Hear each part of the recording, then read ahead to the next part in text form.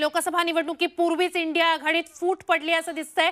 Mamata Banerjee India आघाडीतून बाहेर पडणार अशा संदर्भातलं एक त्यांचं वक्तव्य समोर येतंय। लोकसभा निवडणुकीत कुणाशीही युती नाही, ममता बॅनर्जींनी हे वक्तव्य केलेलं आहे। पश्चिम बंगालमध्ये तृणमूल स्वबळावर लढणार असं वक्तव्य ममता बॅनर्जी यांनी केलेलं आहे। या संदर्भात अधिकची माहिती आपले प्रतिनिधी रामराजे शिंदे यांच्याकडून घेऊया।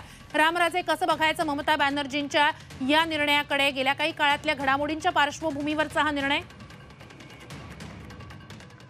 बिलकुल एकीकडे राहुल गांधी जे आहेत ते बंगालच्या ठिकाणी न्याय यात्रा काढत आहेत आणि दुसरीकडे ममता बॅनर्जी यांनी अशा प्रकारची घोषणा करणं म्हणजेच की संपूर्ण इंडिया आघाडीला आणि एक प्रकारे काँग्रेसला हा इशारा आहे आणि मोठा धक्का आहे। एकीकडे मोदींच्या विरोधामध्ये सर्व विरोधक एकत्र येत असताना एक सक्षम चेहरा म्हणून ममता बॅनर्जी यांच्याकडे पाहिलं जात होतं, कारण विधानसभेमध्ये एक अमृत नोनी आर्थो प्लस ये एक प्रूवन फॉर्मूला है। इसमें मौजूद नोनी फल के गुण और आयुर्वेदिक जड़ी बूटियां शरीर को जरूरी पोषक तत्व देने के साथ साथ हड्डियों और जोड़ों के घिसने, उनमें होने वाले सूजन और दर्द को रोकने में मदद करता है। दर्द मुक्त जीवन के लिए अमृत नोनी आर्थो प्लस एक तर्फी जे आहे विजय मिळवला होता, परंतु आता या ममता बॅनर्जी यांच्या बाहेर पडण्यामुळे किंवा बाहेर पडण्याच्या घोषणेमुळे मोठा झटका बसलेला आहे।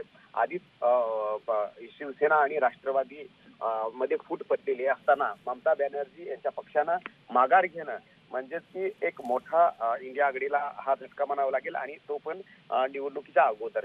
खरं तर जे स्थानिक नेते आहेत काँग्रेसचे तिथले अधीर रंजन चौधरी आणि ममता बॅनर्जी यांच्यामध्ये काही वाद निर्माण झाले होते आणि कम्युनिस्ट पक्षांना सोबत घ्यायचे की नाही याच्यावर सुद्धा वाद निर्माण झाले होते। ममता बॅनर्जी यांचा विरोध होता, हा पहिला मुद्दा होता। आणि दुसरा मुद्दा म्हणजे की जे लोकसभेच्या जागा आहेत त्याच्यामध्ये काँग्रेसनं दखल देऊ नये आणि आपल्याला जास्तीत जास्त जागा द्याव्या असं ममता बॅनर्जी यांचं म्हणणं होतं आणि त्यातूनच हे संपूर्ण वाद निर्माण झाले आणि त्यात पुन्हा राहुल गांधी यांचा दौरा आणि या संपूर्ण तिन्ही गोष्टी जुळून आल्यामुळे ममता बॅनर्जी यांनी अखेर हा निर्णय केला आहे असं म्हणता येईल। नक्कीच अपडेट्स घेऊ। सुरतास धन्यवाद तुम्ही दिलेल्या संपूर्ण माहितीसाठी।